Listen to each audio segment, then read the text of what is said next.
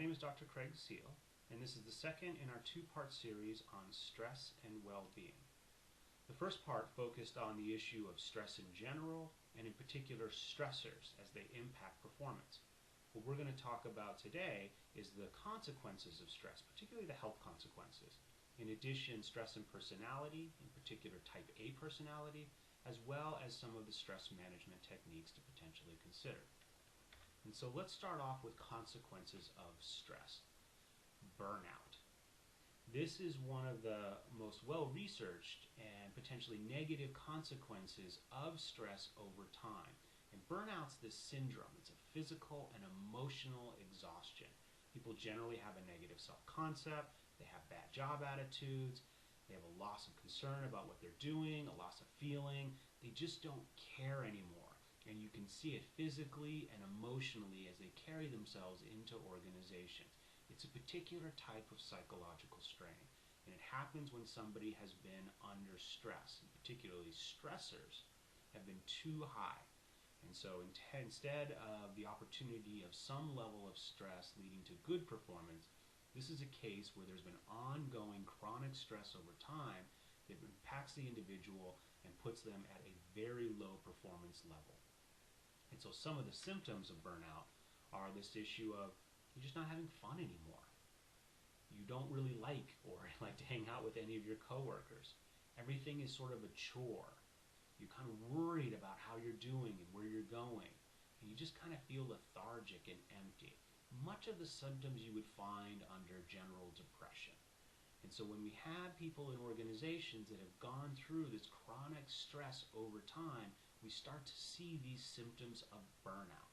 And with organizations, particularly organizations that say are not adequately meeting their staffing needs, organizations that have gone through acquisitions and mergers, organizations that have gone through layoffs or budget cuts, you start to see these symptoms emerge. For example, one of my colleagues works in the fire department, and seeing the impact of what happens over the budget cuts in San Bernardino and how that's played out in terms of the force, it's quite dramatic because individuals, they just don't care as much anymore. They don't feel as engaged. They're still having to go on the same calls, but now they're making less. Their benefits are fewer. There's higher stress at home now and higher stress at work. All of that over time starts to lead to potential burnout for individuals. And one of the things managers have to be alert to is how is your workforce responding to the ongoing job demands that happen within the world of work. In addition, there are particular personalities that tend to both seek out but also are highly susceptible to potential burnout. And in particular, it's that type A personality. And we covered personality a little bit earlier in the term, but type A is a particular one that we're bringing back at this point because it has such a huge impact in terms of stress. Remember, stress is the general demands placed on people when there's something important that they want, but they're not really sure whether or not they're going to be able to achieve it. Type A personality are particularly sensitive to this because they're going to seek out these opportunities, but they're also going to react potentially negatively if they're unable to get them. Whereas a type B personality is much more relaxed, much calmer, and much less of an issue in terms of going forward. So type A personality, remember, is someone that's focused on time. How do I do more with less? They want to have a high level of pressure. They tend to have workaholic tendencies, so they're going in early, they're staying late. They don't really have a clear balance between work and life, and they're very impatient, particularly with anything that gets in the way of their goals. Type B is basically the opposite. Time is less of an issue. They have a clear sense of balance between home and work. They become less irritable or frustrated with normal obstacles or things that get in the way of potential performance. And so you have this type A and type B. And in particular, type A individuals are much more susceptible to having events perceived as stressors, and having those stressors potentially lead not to successful high performance, but over time lead to potential burnout and poor performance. A couple of items to consider for yourself. Do you overemphasize words and speech? Are you hurried?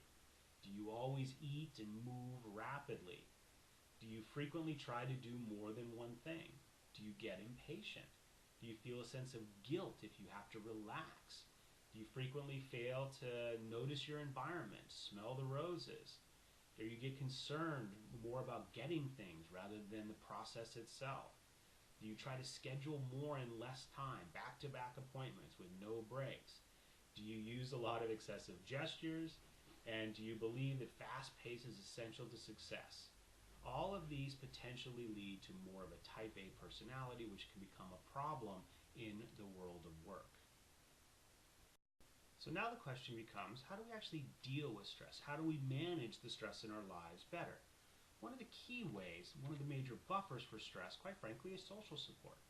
Having friends, colleagues, supervisors, mentors, coaches, family, all of this can help to offset the negative effects of stress. Having people around, people that you trust, people that you value, people that are supportive of you, is one of the best ways to deal with stress.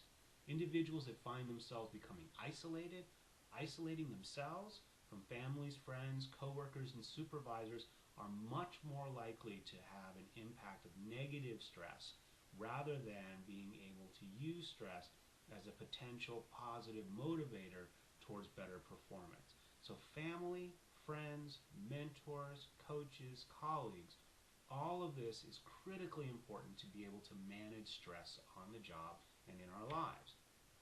In addition, there's some individual stress management techniques that people can do. One of it's cognitive restructuring. This is out of cognitive behavior therapy, and it's a psychological technique. But basically, it's when you take the same event and try to look at it from a different perspective so that it doesn't seem as potentially daunting or damning to you. So for example, let's say you're on your way to work, you spill your coffee on your clothes. Stressful event. You're going to have to go in, you have to face your coworkers, you may have a long day. It's just frustrating to have something like that occur. And if you think about this as the end of the world, God doesn't like me, I'm probably going to get fired today, then it's probably going to be a fairly high stress event. But much of that is caused by you and you're thinking about the event. On the other hand, individuals can look at that exact same thing and go, this is kind of funny. I get to tell the story all day. It might even be a good opportunity for me to get a new client because something's going to come out that's humorous, puts people's guards down, and so it's an opportunity. Get to wear dirty clothes today. Haven't done that since I was a kid. Same event, different perspective. That's what cognitive restructuring does, is it takes an event and tries to look at it from a positive slant rather than a negative slant. And say you don't do well in a class. Negative, looking at it as I'm a bad student, I'm going to fail, I'm not going to be able to get to this program. All of that's going to lead to high levels of stress. Flip that around. This is an opportunity for me to learn. This is an opportunity for me to develop. I've identified something that maybe I need more work on.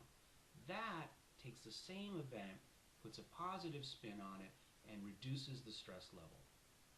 Part of it is time management, which is another individual stress management technique. Having a schedule, a realistic schedule, allowing yourself breaks, times to relax in that schedule, setting deadlines, to-do lists, all of that can help dramatically reduce your levels of stress.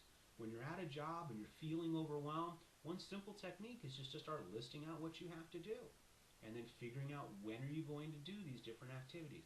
That by itself can help to reduce the level of stress that you're feeling. Leisure activities. Doing something fun and not feeling guilty about it. A particular show you like, a particular friend you like to hang out with, something you like to watch, something that's just for you that you derive pleasure from. And having those opportunities can really help to reduce overall stress. Physical exercise, diet, both of those are key contributors to reducing stress.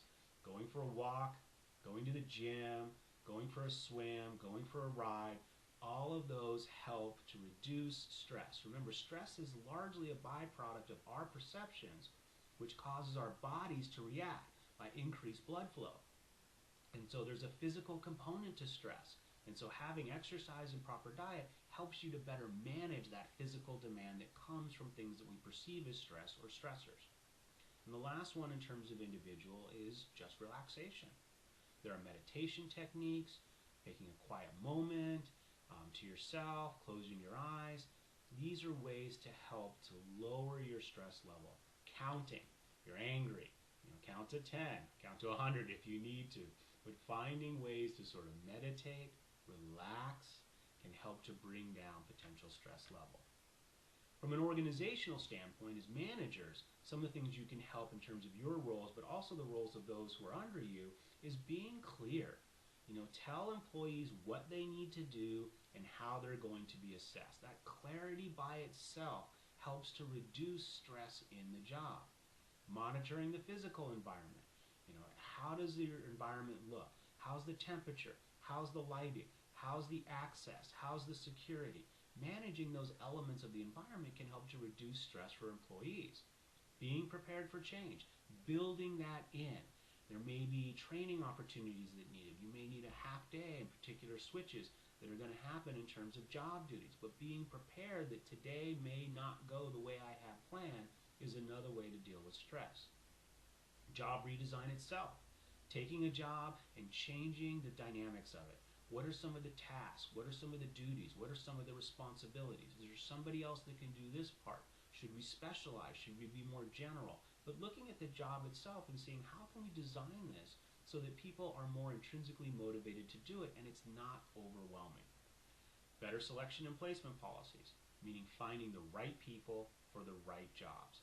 And even some organizations will move into wellness programs where they do physical fitness, opportunities for counseling sessions, opportunities for weight loss, opportunities for dealing with different addictions, but basically providing opportunities, physical and mental and emotional releases for the stress that inevitably builds up within organizations.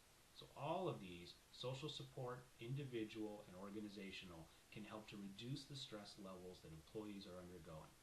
And this concludes our final part in our Stress and Well-Being series. Thank you for your time and your